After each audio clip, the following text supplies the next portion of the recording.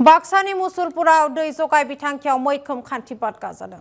बाक्सानि मुसुलपुराव दै जगाय बिथांखि आबुं जायाखै आरो 2 बोसोरावबो आबुं जायासै स्लुइस गेट नाला लुनायनि खामानि।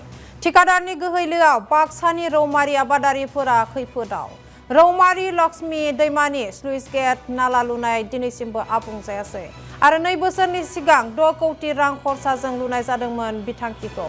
दै जगाय बिथांखि लुनायाव गाहाय मानथाखोनि मुवा बेसाद बाहायनायनि अजद सिखारदों आरो लुनाय खामानि आबुं जायैयावनो नालाया गावस्रानो हमदों।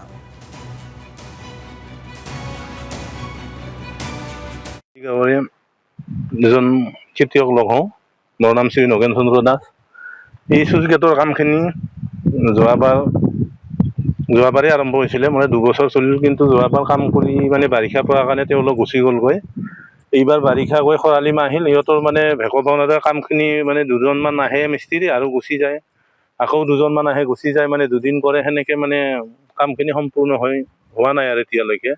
এতিয়াতো খেতিৰ সময়, মানে পথাৰবিলাক মানে পকা চাপৰাৰ দৰে হৈ আছে। চেনেলৰ কামখিনিও মানে সম্পূৰ্ণ হওঁ অৱস্থা, কিন্তু সিহঁতৰ এই যিটো চাইডেদি কাটি দিয়া পানী, মানে যিটো গৈছিল চাইডৰ পানী যোৱাৰ কাৰণে কাটি দিয়ে, সেইবিলাক ফুটা নাই কাৰণে চেনেলৰ কামখিনিও কৰিব পৰা নাই।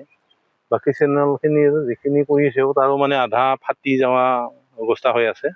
উল্টা খুন্দাই মানে দিলেই বৰষুণ পৰিলে বোধহয় বাগৰি পৰিব। এতিয়া খুব সোনকালে এই চুইচ গেটৰ কামখিনি কৰি মাটি চাটি পুতি দিলে ৰাইজৰ মানে উপকৃত হ'ব। সেইখিনি আমি বিচাৰোঁ সোনকালে হোৱাটো। ঠিকাদাৰ গুৱাহাটীৰ বুলি জানো, কিন্তু নামটো আমি আৰু সেনেকৈ নাহো নাই। মানুহ আছে গাঁৱৰ লাগি থাকে, সেইকেইটা নাই। কামখিনি অসম্পূৰ্ণ হৈ আছে, হোৱা নাই। মানুহখিনিও মানে ঠিকাদাৰ কি মানুহ পঠায়, মানুহ চেঞ্জ হৈ থাকে। জানিব পৰা মতে এতিয়া আমি তেনেকৈ অহা নাই ময়ো, কিন্তু মাজতে কেতিয়াবা বন্ধ কৰা বুলি শুনো। সেই মাটি শিল বালি এনেই লগ লাগি থকা সেইবিলাকে ঢালাই কৰে, কেতিয়াবা বন্ধ কৰি দিয়ে ইঞ্জিনিয়াৰে আহি, আকৌ চলে। চিমেণ্টটো বা কি চিমেণ্ট ব্যৱহাৰ কৰিলে এতিয়া গাঁৱৰ মানুহখিনিয়ে গম পাব, যিকেইটা কাম কাজ কৰি আছিলে।